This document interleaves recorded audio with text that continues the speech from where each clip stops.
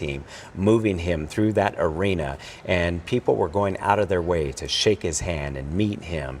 And immediately after the rally, when the arena had already cleared out, he held his own mini rally with the people who he had gathered for that event, because he was known for reaching out to the younger generation and really supporting that ground game for President Trump, for people to get out the vote and get people registered. Yeah, and as we continue to take a look at the casket being removed here from Air Force 2, being brought back to Arizona from Salt Lake City, Utah, where Charlie Kirk was assassinated yesterday.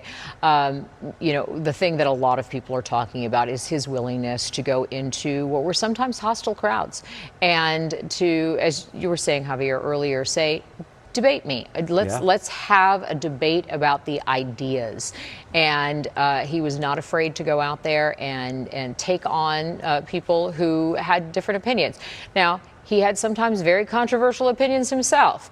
And, you know, many people are vehemently opposed to some of the ideas that he supported and what he did. But, you know, certainly the events of yesterday were horrific all around.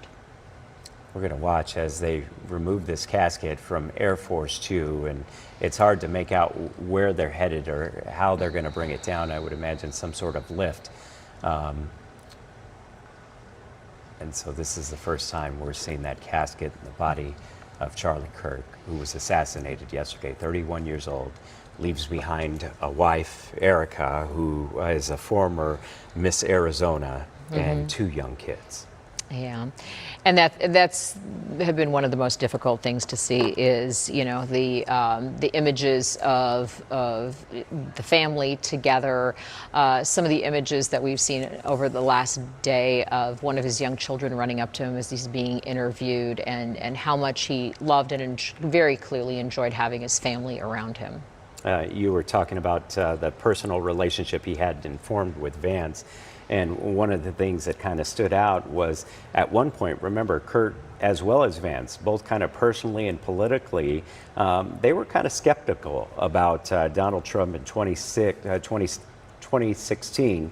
And we know how that changed over time, and really Kurt being the driving force for getting President Donald Trump reelected. Yeah, and Donald Trump Jr. also very active, obviously, on X, and talking about his reaction to all of this, talking a bit about his friend again, saying he wasn't just a friend.